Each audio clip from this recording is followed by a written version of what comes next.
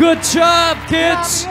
Talagang lumipad ang mga boses nila sa performance na yun.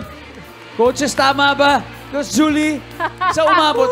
Saan umabot? Grabe, parang above the clouds yung nung destination yung paglipad ninyo eh. Pero grabe nakaka-impress because napakalawak ng range ninyo. And for sure, bilib na bilib sa inyo si Coach Billy. Stel. Ako po, I believe kailangan natin ng 3 commercial.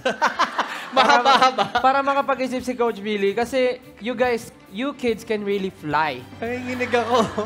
Promise. Congrats guys, good job. Halatang halata, all 3 of you. Sobra-sobra akong proud ako sa inyo. Just because halatang gabay na gabay ang Panginoon sa inyo. And you have angelic voices, very powerful voices. And yung sarili nyo ring identity ay lumalabas every time na kumakanta kayo. And that's very important para sa performers. So, nasi-CR na ako.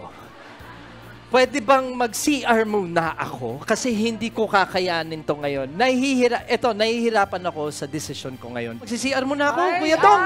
Coach Billy, gusto talaga bigyan pa natin ng oras mag-isip si Coach Billy. Please? Bibigyan ba natin? Please? Kaya mo na yan! Sige na. Ano yun?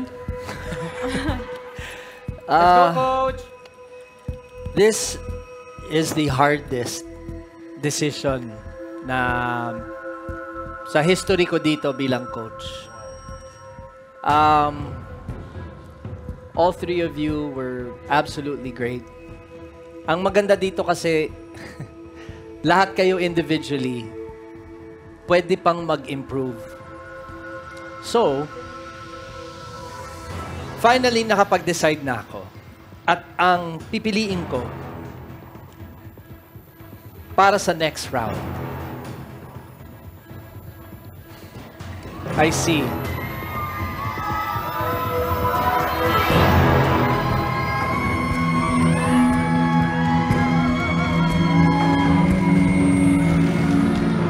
Jonix.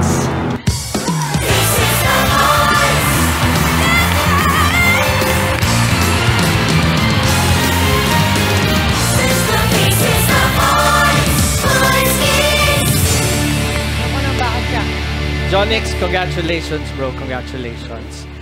Kids, tandaan nyo, basta ang alam ko, iba yung pakiramdam ko sa inyo. And I think God has plans for you and you and you. God bless you kids, I love you 3. Love you. Great, congratulations, Jonix! Mag-move on ka na sa sing-off round. At syempre, kay Labian at Lawrence, thank you so much. You may now join your families backstage.